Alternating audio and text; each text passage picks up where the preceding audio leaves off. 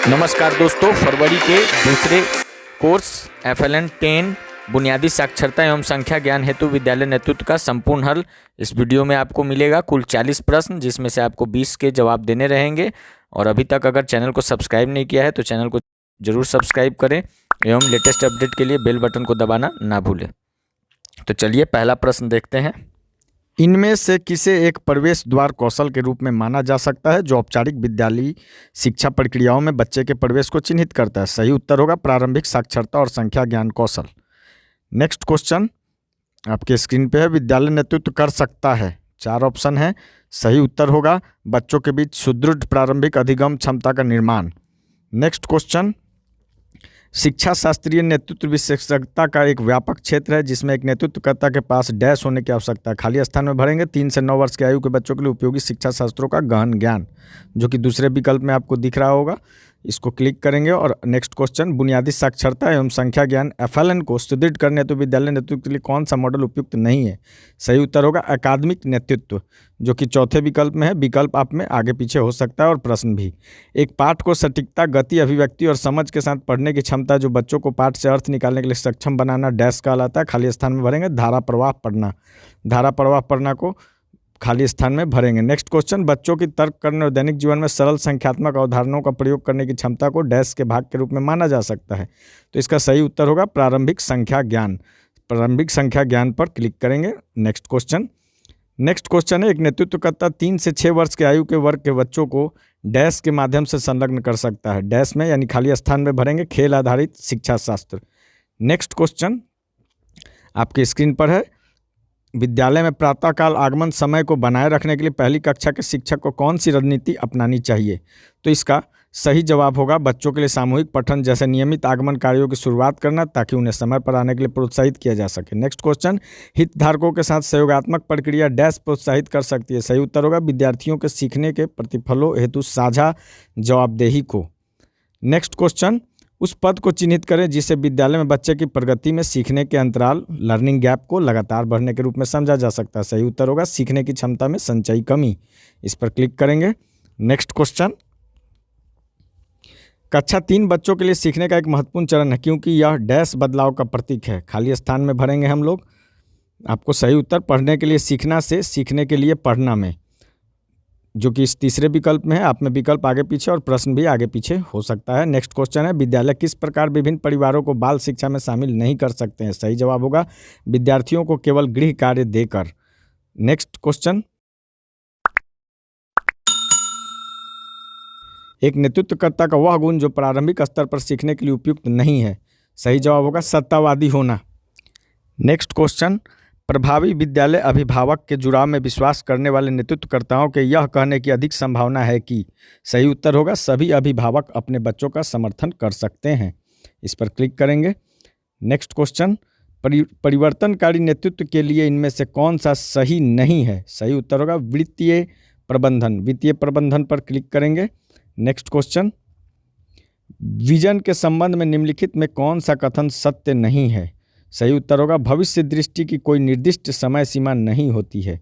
इस पर क्लिक करेंगे और बढ़ेंगे अगले क्वेश्चन पर। अगला क्वेश्चन है, शिक्षकों को नई जानकारी प्रस्तुत करनी चाहिए और इसे उन चीज़ों के साथ जोड़ना चाहिए जिन्हें बच्चे पहले से ही जानते हैं। सही उत्तर होगा पहले से ही जानते हैं। अगला प्रश्न, बुनियादी साक्षरता और संख्या ज्ञान की अवधारणा खाली स्थान बच्चों पर लागू होती है। खाली स्थान में भरेंगे 3 से 9 वर्ष आयु वर्ग के बच्चों पर यह लागू होती है। आप में विकल्प आगे पीछे हो सकता है, ध्यान देंगे आप। शिक्षा शास्त्रीय नेतृत्वकर्ताओं को यह सुनिश्चित करना चाहिए कि सभी विद्यालय प्रक्रियाओं में खाली स्थान में भरेंगे बच्चे केंद्र में रहें। नेक्स्ट क्वेश्चन, बुनियादी साक्षरता और संख्या ज्ञान के संदर्भ में विद्यालय विकास योजना हेतु इनमें से क्या आवश्यक है? सही उत्तर होगा 3 से 9 वर्ष आयु वर्ग के बच्चों के विकास संबंधी आवश्यकताओं की योजना बनाना।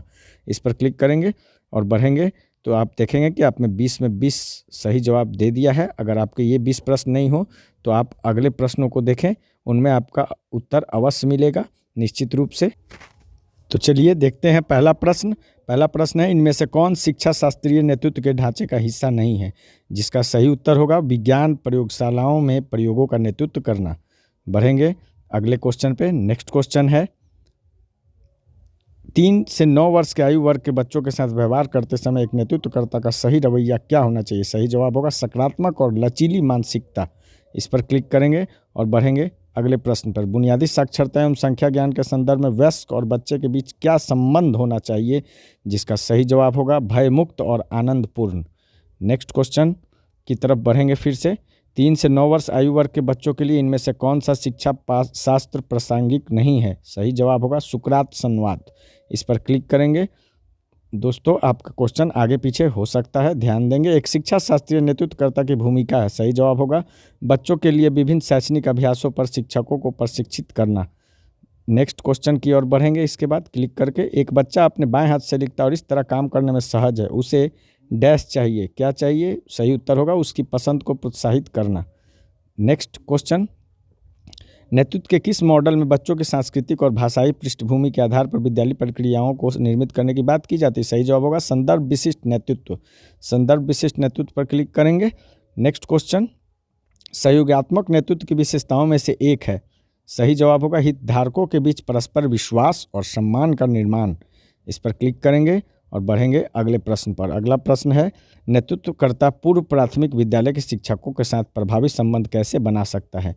जिसका सही उत्तर होगा बच्चों की विकासात्मक आवश्यकताओं के बारे में शिक्षकों के साथ चर्चा करके और योजना बनाकर। और इसके बाद फिर बढ़ेंगे अगले प्रश्न पर, शिक्षा शास्त्रीय नेतृत्व सकारात्मक रूप से प्रभाव डालता है। जिसका सही उत्तर होगा बच्चों की सीखने की क्षमता पर। इस पर क्लिक करेंगे।